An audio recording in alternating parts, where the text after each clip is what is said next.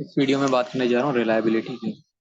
क्योंकि जो हमारा सब्जेक्ट है उसके अंदर क्वालिटी कंट्रोल एंड रिलायबिलिटी है। तो उससे पहले वाली वीडियो में मैंने क्वालिटी कंट्रोल के मेथड्स और डिटेल में क्वालिटी कंट्रोल को एक्सप्लेन करा है। अब मैं रिलायबिलिटी की बात कर रहा हूँ। तो reliability is the probability that the system will perform in a satisfactory manner for a given period of time when used under specified operating condition.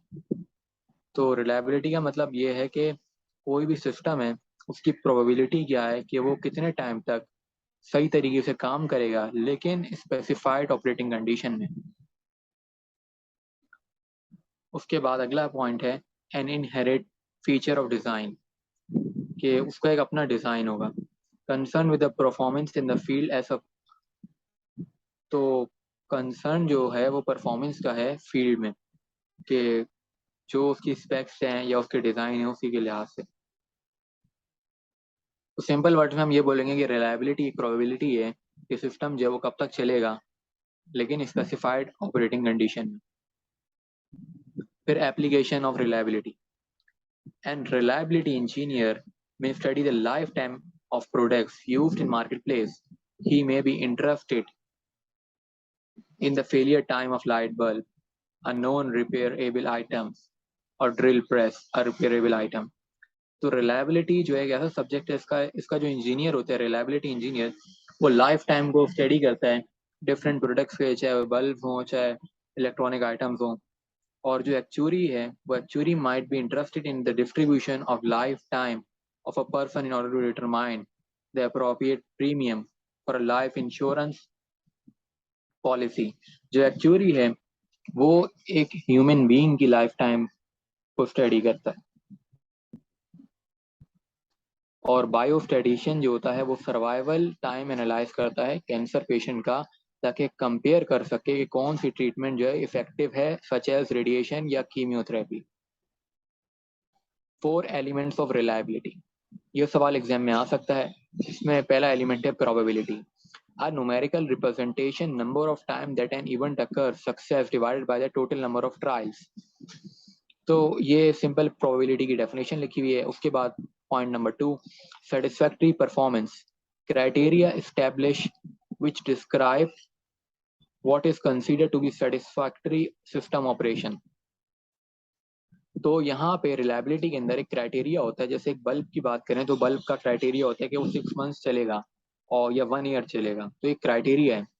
तो सेटिस्फैक्टरी परफॉर्मेंस का लिए का एक क्राइटेरिया होता है कि इतने टाइम तो उस प्रोडक्ट में चलना चाहिए, तभी हम सेटिस्फाई होंगे, वरना हम सेटिस्फाई नहीं होंगे।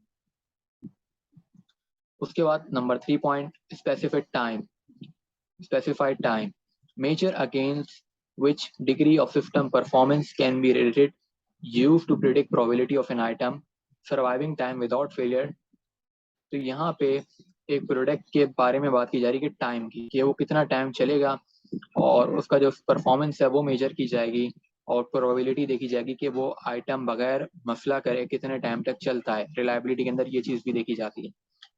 फिर स्पेसिफाइड ऑपरेटिंग कंडीशन, यहाँ पे होता है कि हम स्पेसिफाई करते हैं कि इन कंडीशंस में प्रोडक्ट को चलाना चाहिए।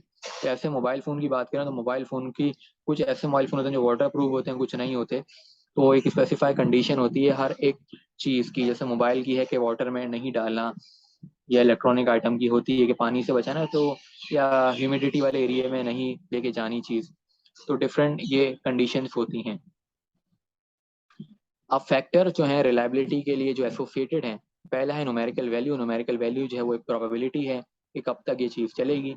उसके बाद इंटेंडेड फंक्शन, अब प्रोडक्ट किस फंक्शन के लिए डिज़ाइन किया गया है तो वही फंक्शन उससे लिया जाएगा। जैसे कि एक बल्ब है तो बल्ब का फंक्शन हमें पता है, तो वो हर एक चीज़ एक फंक्शन के तहत बनाई जाती है, हर एक चीज़ का एक मकसद होता है। फिर आगे आता है लाइफ। लाइफ ये है कि वो प्रोडक्ट कब तक चलेगी, ये हमें पता होना चाहिए, उसका एवरेज यूजेज क्या है। फिर कंडीशंस आता है 14 पॉइंट, इन्वायरमेंटल कंडीशन, क्योंकि ये बहुत मैटर करता है कि अगर हम किसी चीज़ को सही कंडीशन में यूज़ करते हैं तो उसका लाइफ टाइम बढ़ जाता है, और अगर नहीं करते तो लाइफ टाइम कम हो जाता है। फिर मेजर्स ऑफ रिलायबिलिटी के अंदर हमने बोला कि let T is a random variable measuring life time of an item.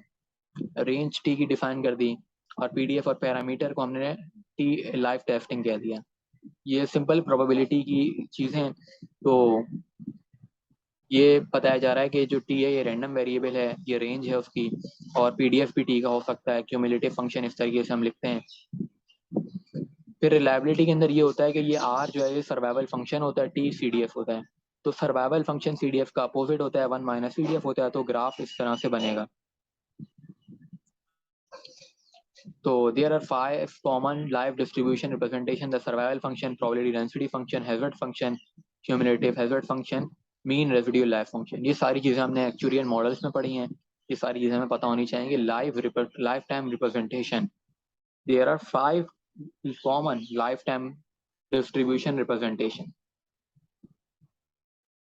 तो सर्वाइवल फंक्शन को हम इस तरह लिखते हैं: सर्वाइवल फंक्शन 0 पे 1 होता है। इसका मतलब ये है कि एक चीज़ जो है वो 0 की अभी टाइम पास हुआ है तो उसकी सर्वाइव करने का चांस 100% है। और जो एस है वो डिक्रीज होता है। एस का मतलब ये होता है कि एक चीज़ कितने टाइम तक सर्वाइव करेगी। तो जैसे ही वक्त गुजरता जाता है तो उसका चांस कम होता जाता है सर्वाइव करने का। फिर प्रोबेबिलिटी डेंसिटी फंक्शन का सर्वाइवल फंक्शन के साथ रिलेशनशिप होता है कि सर्वाइवल फंक्शन का डेरिवेटिव ले लें और माइनस साइन लगा दें तो वो पीडीएफ बन जाता है।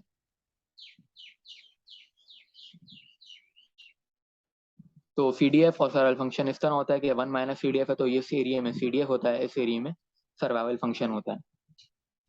हैजर्ड फंक्शन का फॉर्मूला होता है पीडीएफ ओवर सर्वाइवल फंक्शन।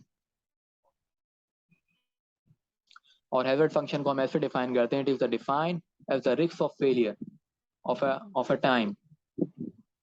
मतलब फेलियर का चांस टाइम के साथ क्या है। अब most popular 5 representation of lifetime modeling in hazard function. So it is interpreted as the amount of risk associated with an item ft, the risk change over time for several population of items can be compared with the plotting with hazard function. In an actuarial sign it is known as force of mortality and force of decrement. Exam के अंदर हमें force of mortality के तौर पे भी दिया जा सकता है hazard function या force of decrement. In a viral statistics, in vital statistics it is age specified death rate. In economics it is known as mill ratio. तो ये कुछ चीज़ें हमें पता होनी चाहिए। फिर characteristics of hazard function, hazard function जो होता है वो डिक्रीज होता है इनिशियली और फिर आगे चल के बढ़ जाता है।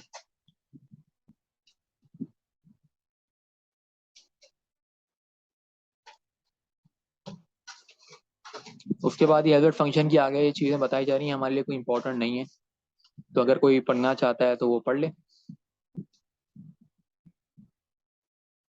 हैजर्ड फंक्शन का कर्व हमें देखना होता है, वो इस शुरू में कम होता है फिर आगे चल के बढ़ रहा होता है।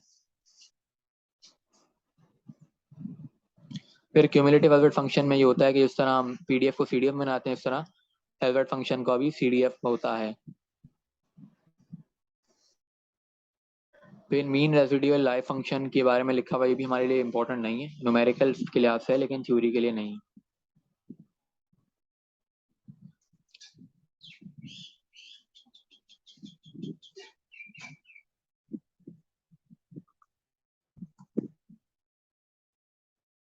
तो यहाँ पे हमारी पीडीएफ एंड हो जाती है। तो इस पीडीएफ में सिर्फ रिलायबिलिटी का ही टॉपिक है, वो हमने पढ़ना है, बाकी सारा हमारा न्यूमेरिकल के लिहाज से इंपॉर्टेंट है और इम्पोर्टेंट इतना नहीं है। तो यहाँ तक के लिए इतना ही। नेक्स्ट वीडियो में फिर मैं अगला टॉपिक कराता हूँ।